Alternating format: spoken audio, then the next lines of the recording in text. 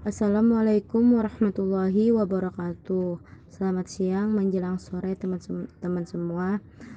Apa kabar? Semoga kita semua dalam lindungan Allah Subhanahu wa taala serta kita selalu diberikan kesehatan oleh Allah Subhanahu wa taala. Amin. Nah, kami di sini dari kelompok 3, saya Silvia Aprianti dengan dua rekan saya yaitu Nawal Rofaha dan Muhammad Yasir.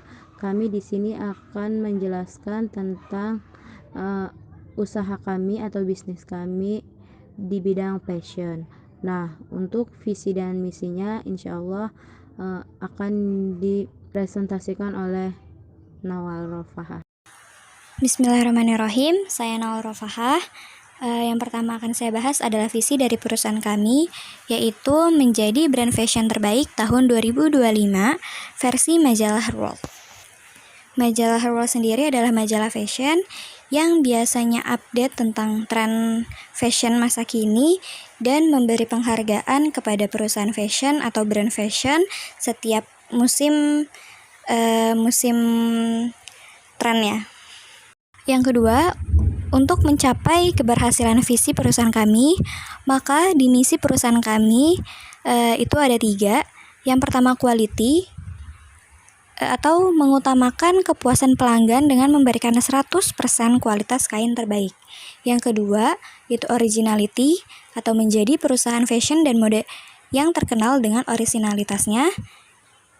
Yang ketiga itu creativity, atau meningkatkan industri fashion kreatif lokal di era pemasaran digital dengan mencapai 10.000 pelanggan dalam waktu 1 tahun.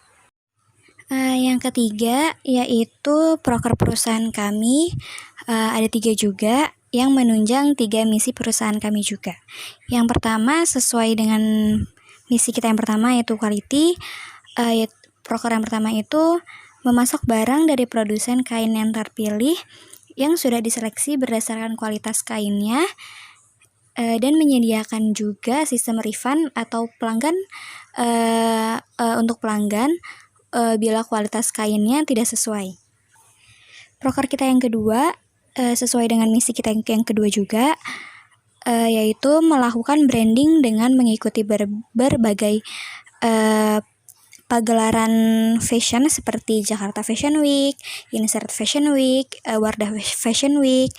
Selain itu juga dari pagelaran fashion itu brand fashion kita jadi terkenal akan keunikannya, akan kualitasnya, dan begitu juga kita bisa branding dengan beberapa influencer yang menghadiri pagelaran fashion tersebut. Jadi semakin brand fashion kita terkenal dengan ciri khas perusahaan kita sendiri. Selanjutnya yaitu sasaran bisnis. Kita punya 4 sasaran bisnis. Yang pertama itu paketan keluarga besar. Yang dimaksud dari sini itu kita menyediakan satu desain atau misalnya satu fashion paket yang untuk satu keluarga besar, lalu kita menjangkau semua kalangan. Itu bisa dari proker kita yang seperti menyediakan diskon setiap seasonnya, atau misalnya teknik penjualan yang lain. Terus yang ketiga ada remaja, terus yang keempat ada pasar luar negeri. Dari sini memang kita masih perusahaan brand fashion yang belum internasional, cuma kita juga memungkinkan untuk bikin brand fashion atau misalnya bikin barang fashion kita untuk juga layak untuk diperjualbelikan kalau misalnya ada yang minat dan yang menarik minat dari pelanggan dari luar negeri. Nah, selanjutnya untuk sumber daya dan peralatan yang kita butuhkan adalah pemasaran. Nah, untuk bidang pemasaran kita membutuhkan akun website, Instagram, e-commerce, dan satu offline store di mall kawasan Margonda Depok yang bekerja sama dengan pihak JNE. Nah, untuk bagian produksi kita membutuhkan mesin jahit, mesin potong, mesin obras, aksesoris, benang, jarum, hanger, manekin. Nah, untuk persediaan bahan baku kita membutuhkan supplier, gedung penyimpanan bahan baku. Untuk tenaga kerja kita membutuhkan admin store, manajer, akuntan, tenaga jahit, tenaga pengemas, kasir untuk offline store. Nah, untuk tugas-tugasnya adalah manajer. Tugas dan tanggung jawab manajer adalah mengatur dan mengkoordinasi seluruh departemen yang ada di perusahaan, bertanggung jawab atas seluruh hasil produksi dan keuangan di perusahaan, serta kerugian dan kegagalan dalam produksi dan penjualan. Wewenang seorang manajer adalah memantau seluruh kegiatan yang ada di perusahaan. Nah, untuk tugas Departemen Pengiriman.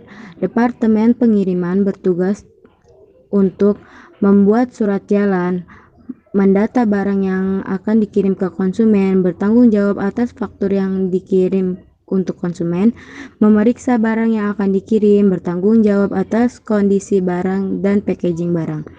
Wewenangnya adalah menentukan jumlah kuota pengiriman barang, baik per hari, per minggu, atau per bulan, dapat membuat jadwal pengiriman produk ke konsumen maupun agen lain. Nah, berikut yang saya jelaskan, mungkin selanjutnya akan dijelaskan oleh Saudara Yasir. Departemen Produksi. Tugas menentukan jumlah bahan baku yang akan diproduksi serta merencanakan desain produk dan membuat estimasi biaya kebutuhan produksi untuk dilaporkan kepada Departemen Pembelanjaan, dan memiliki tanggung jawab mencegah kesalahan yang akan terjadi selama proses produksi dan mencetak laporan perencanaan produksi, dan memiliki wewenang membagi tugas-tugas yang akan dilaksanakan selama produksi dan menyusun kerangka kerja. Dan yang terakhir ada Departemen Penjualan serta bagian pemasaran.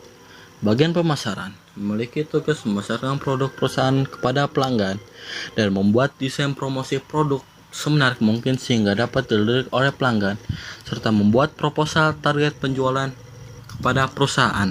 Bagian penjualan memiliki tugas menyusun rencana penjualan, mengikuti dan menganalisa perkembangan pasar, berkoordinasi dengan bagian pemasaran supaya mencapai target penjualan, dan memiliki tanggung jawab untuk mencapai target penjualan perusahaan, dan memiliki wewenang memberikan kebijakan atas rencana penjualan. Departemen Administrasi dan Keuangan. Kalau di sini tuh ada 2 poin. Yang pertama tugas dan tanggung jawab juga. Yang kedua tuh wewenang. Kalau tugas tanggung jawabnya melakukan pencatatan, pengeluaran, dan penerimaan kas perusahaan. Bertanggung jawab atas penerimaan dan pengeluaran perusahaan. Bertanggung jawab atas nilai aset perusahaan, berkoordinasi dengan semua departemen yang terkait transaksi. Berkoordinasi dengan semua departemen terkait transaksi-transaksi yang dilakukan perusahaan. Wewenangnya mengetahui keuangan perusahaan dan membuat laporan keuangan perusahaan. Departemen Pembelian.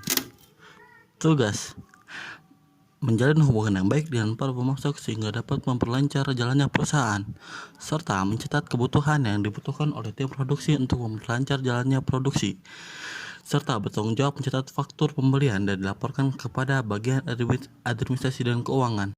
Untuk budaya organisasi sendiri, kami memiliki 4 budaya organisasi yang kami singkat menjadi JAIT. Yang pertama, jujur, ambisius, inspiratif, dan terampil. Keempat hal tersebut menjadi pondasi utama kami dalam membentuk usaha tersebut. Struktur organisasi. Nah, untuk struktur organisasi kami, owner Nawal, Silpi, dan Yasir. Direktur utama Nawal, akuntan Silpi, manajer Yasir, Departemen Penjualan dan Pemasaran Wafa, Departemen Pembelian Bahan Baku Firman, Departemen Produksi Putri, dan Departemen Pengiriman Fadil.